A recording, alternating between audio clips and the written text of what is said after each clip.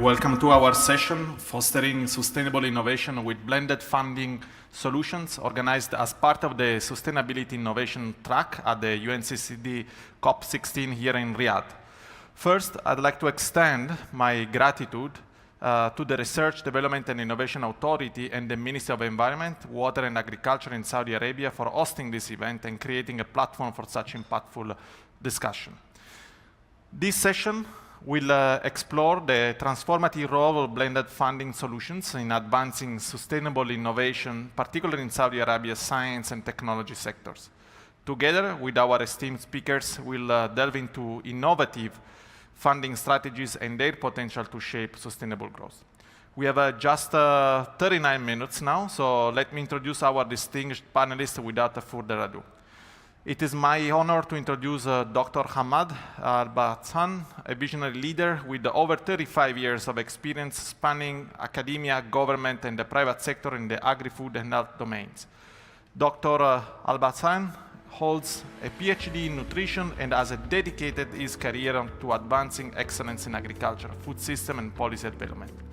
Among his many achievements, he served as a Deputy Minister of Research and Innovation at the Ministry of Environment, Water and Agriculture from 2021 to 2023, and as a Deputy Minister of Animal Resources from 2015 to 2021.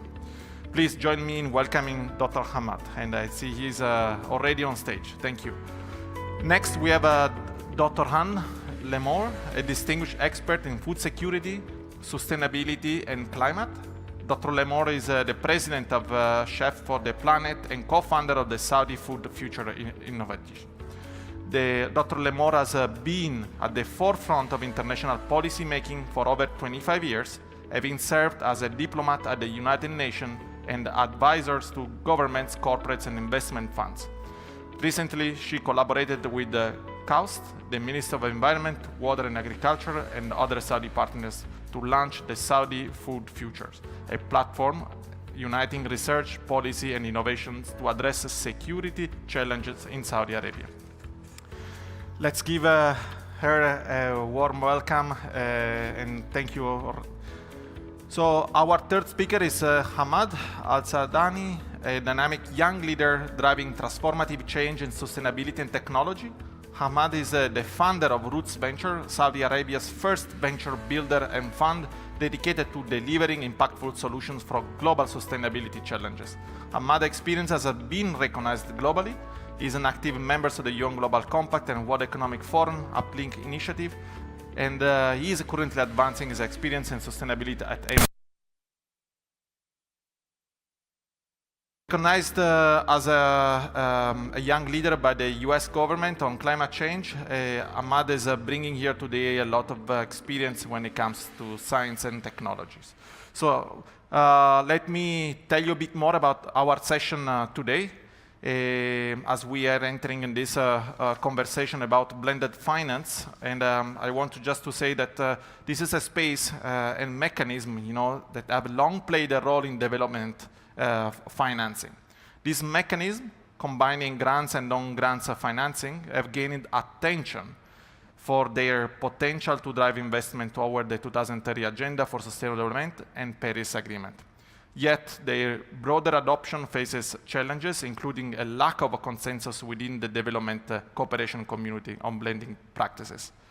So blended finance involves the complementary use of grants and non-grants. And today, with our esteemed speakers, we will try and explore more about their experience and point of view on how to best leverage and this mechanism. Thank you for being already on stage and ready. So let's get started, Dr. Hamad. So from your experience, how have blended funding mechanisms addressed funding gaps to foster sustainable innovation here in Saudi Arabia? Good afternoon, everyone. Thank you, Dr. Menza, for hosting us today. We are very delighted with my colleagues, and I hope we can contribute to this session. And I thank the organizing committee for asking us to join you to explore some of the mechanisms that are necessary to improve the ecosystem for innovation in Saudi Arabia. To answer you, Dr. Menza, let's understand the ecosystem that we work on. For example, I represent SALIC. SALIC is a government entity. We operate on a commercial basis. We are owned by the BIF, and we are the executing arm for food security in the kingdom. So we're not a venture capitalist. We invest in solid companies in agriculture to secure food. Saying that, our concerns comes on whether our investment is sustainable or not. Innovative blended financing is a very step forward into the future on adopting new technology, mitigating the risks within Saudi Arabia. Saying that, we contribute significantly to the food security globally, and we aim to be one of the leaders in the global food security. So our basic model is to invest in solid companies that have a proven record in the field. But recently, SALIC was mandated with a new mandate. This new mandate is to enable the local agriculture sector. And in that, we have done great work on trying to find what are the best ways to enable the local private sector. As I said, we are a global investor. We invest in food security, but also we have a few portfolio companies within Saudi Arabia. For us to go into financing like startups or new innovations or new technology, it's a bit of risky for us. So blended funding solution is the way to answer. It will de-risk our investment. And this is the main point that I would like to speak about. I've been lucky to participate in the development of the local strategy for research and innovation. And I probably am the guy who were dancing when I heard the establishment of the Research and Development Authority. That will bring the link between the government and private sector. De-risking investment is the way to go, and I think in SALIC we have developed a local strategy, and we have specifically expanded the AgTech part of this strategy.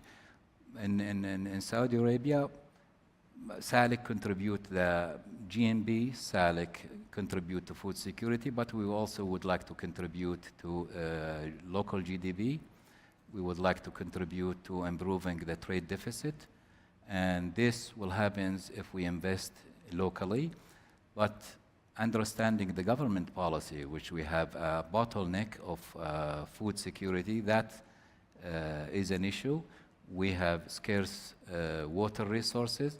So what are the things that will enable us as a SALIC? Definitely it's the transforming the local agriculture sector to mitigate the risks of water security and to utilize the state-of-the-art technology that will assist on the long-term sustainable sector. Thank you. Thank you, Dr. Albasan. I hear you saying new technologies, de-risking, supporting the local GDP, and we need policies to also create this enabling environment, right? To make sure that we can unlock this value. I would like to also hear from Dr. Lemore, a point of view on this point from her experience. Thank you so much, and good afternoon, everyone. I'm really delighted to be here again. I was here yesterday moderating a panel on food security. I have the benefit of having spent 20 years with the public sector, as I was a diplomat with the United Nations and working a lot on development finance, so talking a lot about blended finance schemes. And now I'm back home in Paris, and I work a lot in the financial world, but in the more traditional world of venture capital and private equity and asset managers. So I have seen, from both angles, I think I would definitely agree with a previous distinguished speaker that blended finance can be extremely helpful, first because it really helps de-risk investments. And for finance, traditional finance people, investing is all about risks and benefits. And so by de-risking investments, by absorbing first losses, providing insurance guarantees, blended finance can really be a useful tool, especially in areas which are more impact investment, which are maybe not traditional investments where we only look at benefits and quick returns. The second way I think blended finance can be helpful is not only it helps mitigate risk, but it also can lower capital costs. And this is through concessional loans, for instance. And so it can really be helpful for startups and small and medium-term enterprises. And then maybe the third aspect I will mention is that blended finance, through the involvement of public institutions or philanthropic institutions, can also help with capacity building and technical assistance. And this is, again, particularly helpful with small enterprises, maybe startups in the early stages, but also in certain countries, notably, what we call the least developed country or the global south. So I think blended finance definitely can be very helpful. There is also some limitations, but maybe we'll talk about that later. So thank you, Dr. Lemore. And I believe you introduced three very interesting points here. The aspects about risk and benefits with the using of blended finance instruments for first loss and guarantees. These are very important, especially when it comes to development cooperation, large projects we are implementing. We're talking about the new models for supporting and lower the cost, the capital cost through concessional loans. But you introduced something very interesting from my point of view of the use of these resources for capacity building and technical assistance, because most of the time it's not of a lack of resources, but it's a lack of investable projects, right, and pipeline that can then be funded. And this type of instruments can really support, and enhance the quality of investments. So maybe if I can ask you, Hamad, from your point of view as a young leader, and you've been exposed to so many different technologies, just give us your point of view and what would you expect from such type of instruments, and how you've been eventually use them and leverage them. Thank you very much, Dr. Minza, and assalamu alaikum, everyone. I'm really honored to be invited to participate in this panel by the RDIA as part of Sustainability Innovation Week, where we talk about innovation and funding to support the acceleration of the development of technologies that can help us addressing the challenges that we face. As the panelist mentioned before me, blended finance is an incredible tool or an incredible source that help mainly in de-risking investments for investors who are becoming more interested in investing in solutions and technologies that address these challenges, specifically with the significant trillion of funding gaps that we have in order to achieve the SDGs as per the UN report. Blended financing can help in many ways, as the panelist mentioned. And I believe one of the main points, specifically for innovators and entrepreneurs, is basically to have a diversified source of funding when it comes to their development roadmap, specifically when it comes to early stage innovation, where innovators require a significant amount of funding that will not lead an immediate economic returns for the investors. And that's where we see blended financing and instruments similar to incentives and grants playing a critical role in advancing the development of these technologies and these innovation at early stage. That's, of course, beside de-risking the investment opportunity for venture capitalists. Unlike SALIC, of course, we are working on early stage investment domain, where risk is one of the main criteria that we look into, and of course having an anchor investor, let's say, or coming from the public or the private sector, help us in of course de-risking this investment and making an investment decision based on that support coming from the blended finance. And of course, as we have seen in the renewable energy sector, blended finance help basically in scaling up big scale projects or building big scale projects. And without that investment tools, we would never see the advancement that we have seen when it comes to renewable energy sector. As today, renewable energy produced from renewable resources are becoming more competitive to fossil fuel energy. Thank you. There's one point in particular that I would like to highlight from your contribution, and it's about some of the technologies sometimes that are too early and too risky for anyone to invest in, right? So this type of finance that can really help, to support and also convince an investor sometime that can see this type of opportunity is, probably too risky. Or sometimes investment funds don't even have the capacity in-house to understand the technology, the science behind that type of solutions. And maybe they don't make a potential innovations attractive. So I'll go to the next question. So I start with you. What are the key enablers that contribute to the success of blended funding initiatives?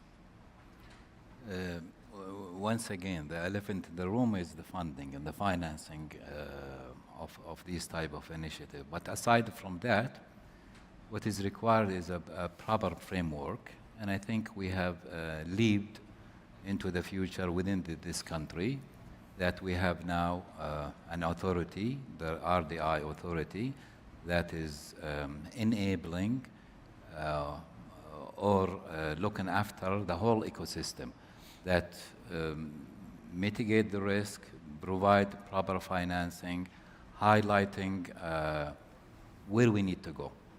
For example, if you look at the RDI strategy, they have four pillars: health, sustainability, economy of the future, and energy. And these are the main strengths of this country. When it has come to how do we work within this ecosystem, most important is that we have a proper regulatory framework, clear policy, an ecosystem or an environment that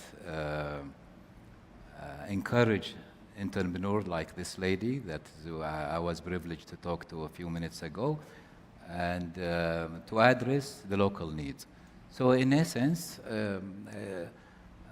most important is that we understand where we're going. And I think we have a clear direction on this front, that we need to look after health, providing essential needs like the domain that we work on, economies of the future, and energy. Putting that into a healthy ecosystem that everyone understands what their role in this is very important. For us, we look forward to working with RDI authority, and I think we have continuous communication with them on letting them understand what are our concerns and what they look for, and then working together with setting up the policy and the framework, eventually It will help entrepreneur. It will create a creative ecosystem that eventually in our field will have a sustainable impact. I think we have a great example on the COVID-19, what happened worldwide. Strengthening the supply chain is part of our mandate.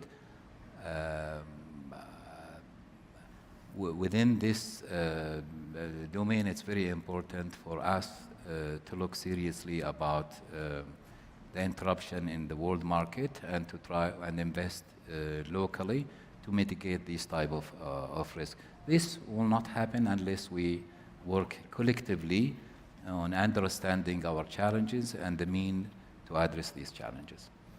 And thank you, and I can't agree more on this, and I believe that Saudi Arabia is positioning itself as a global leader, you know, and has been able to attract many innovators and many innovations. Yes.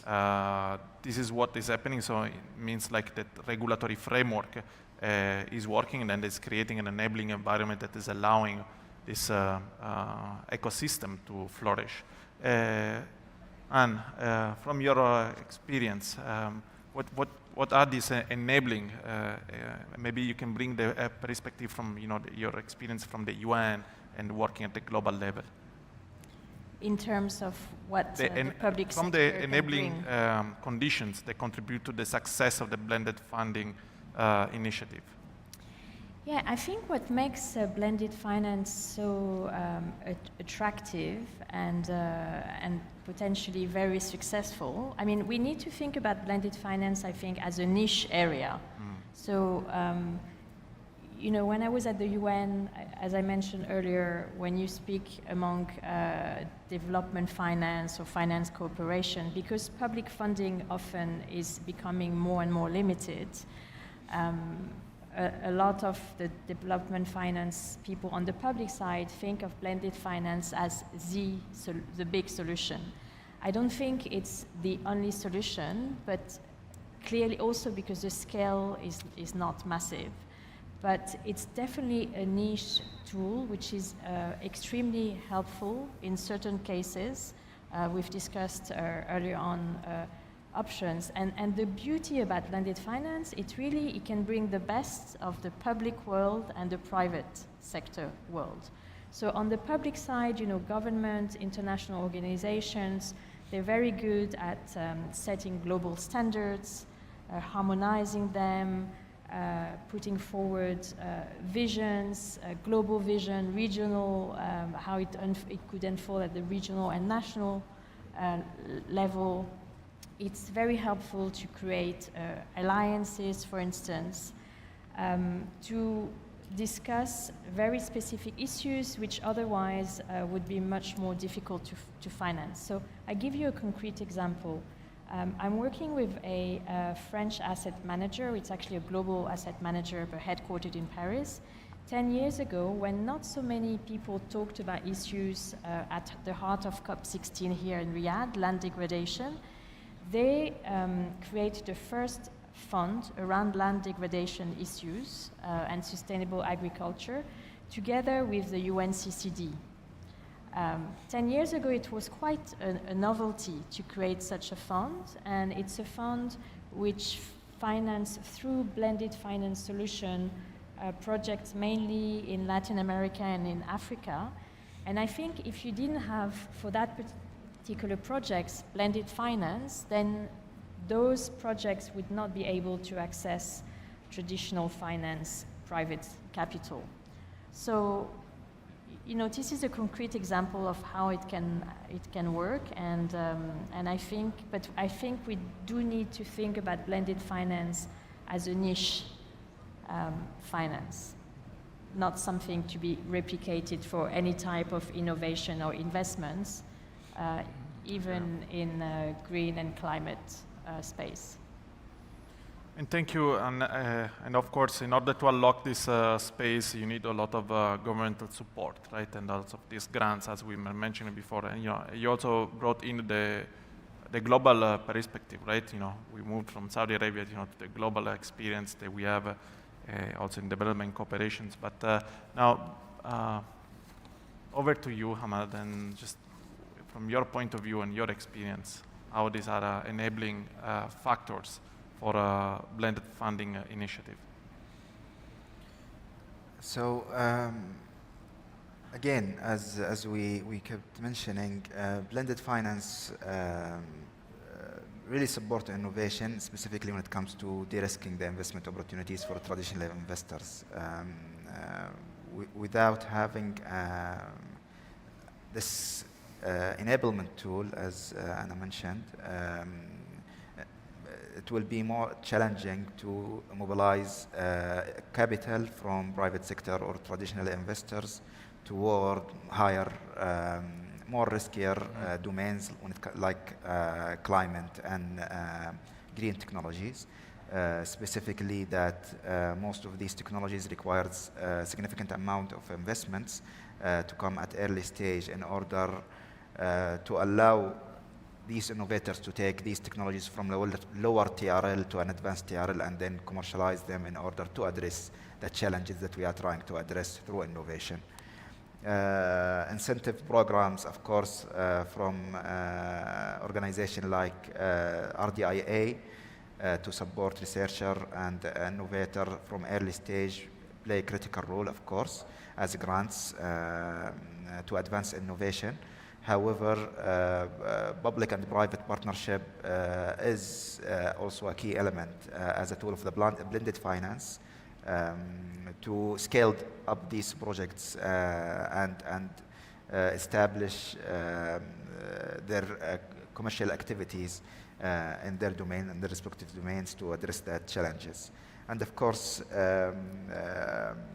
blended finance also have the flexibility to focus more toward the outcomes, the impact that will be driven from the investments. And that's not usually the case when it comes to traditional investment and conventional investors. And that's why blended finance as a tool play a critical role when it comes to advancing technology and innovation. Thank you. So I think we have 8 minutes left. Probably we'll go for another quick round and then probably just 1 minute each to wrap up our session. So my next one is on the lesson from the global blended funding models be adapted to advance sustainable innovations in Saudi Arabia science and technology sectors. You've been the deputy minister and you perfectly know this space. So how can public-private partnership be structured to attract greater investments into sustainable innovation projects in Saudi Arabia? Yeah, I will be very brief for the sake of time, but I think an excellent partnership between the public and private sector is very important. Saying that, incentives need to be there. What are the incentives? The government clearly need to incentivize the private sector to go into that path. These incentives sometimes not necessarily financing incentives, but also improving the ecosystem of the whole investment. Another example would be a tax cut, for example, for us as a private company.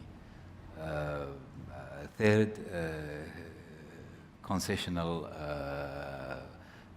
funding, concessional loans, whatever is needed for us just to ease a little bit to reporting to our board of directors.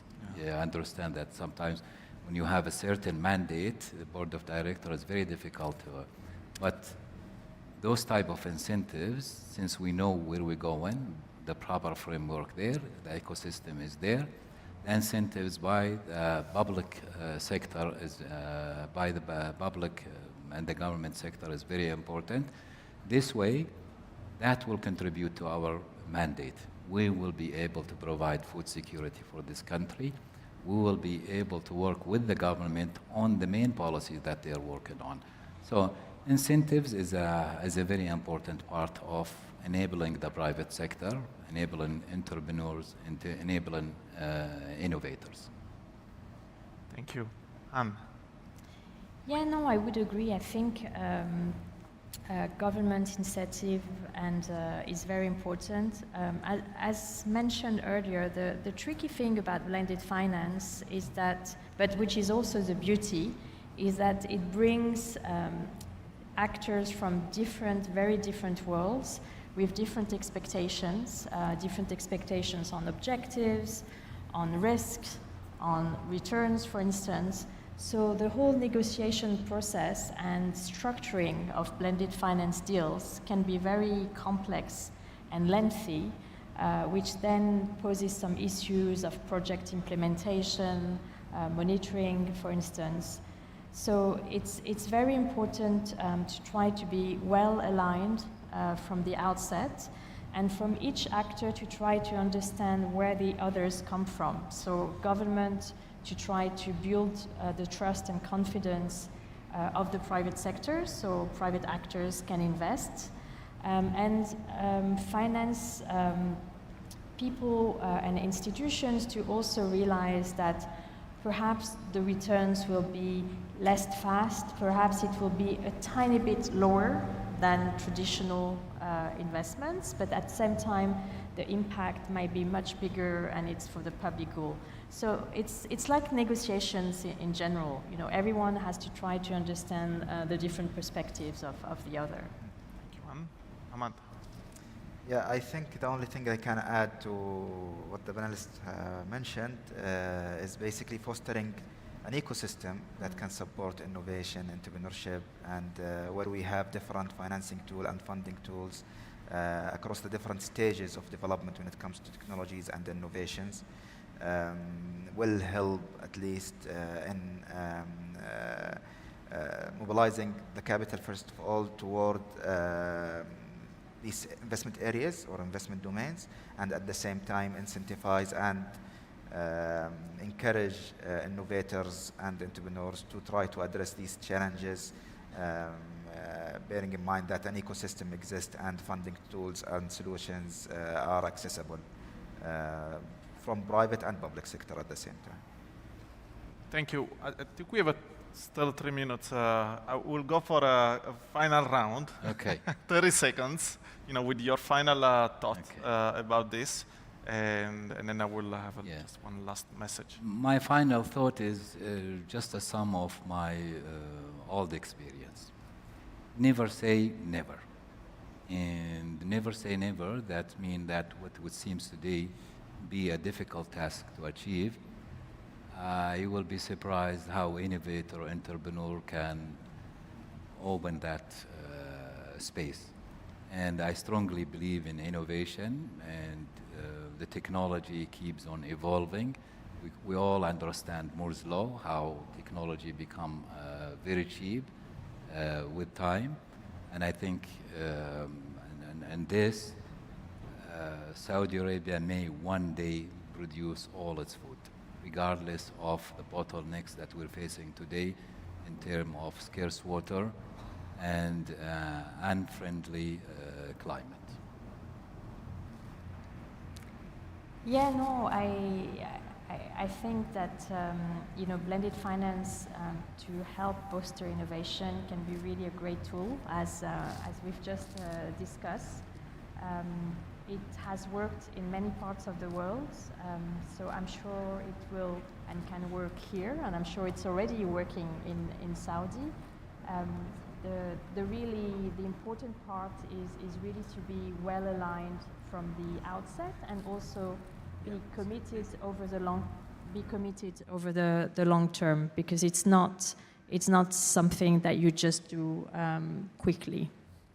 But the benefits can be huge, and the impact as well.